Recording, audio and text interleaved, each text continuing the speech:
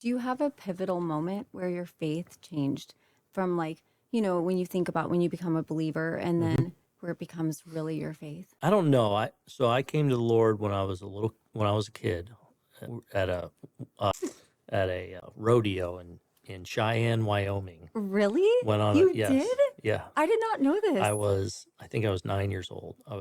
8 or 9 years old. Went with my grandparents in their motorhome. We took a trip and we did the rodeo and at a church service there. And so the gospel just was very real to me at a very Hmm. young age, and that part's always been very simple to me.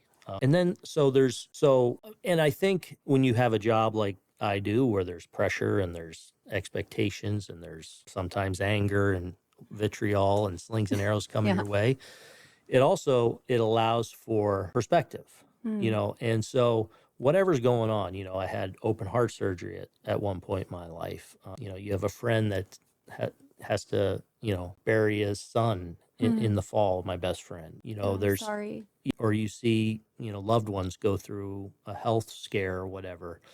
It always puts things into perspective, and it all for me always comes back to faith. That's why sometimes I don't know how people get Yeah. through it all without it, Yeah. because in the end it's in His hands, Yeah. and that's easy for me to understand, and that's always been easy for me to grasp. So when I'm going through tough times at work, or you see one of your kids going through a tough time in school or whatever it may be, it lends itself to perspective. And I think it's very important that when you're going through things, whether you're flying high and things are great Yeah. or the other way, having that perspective is very important.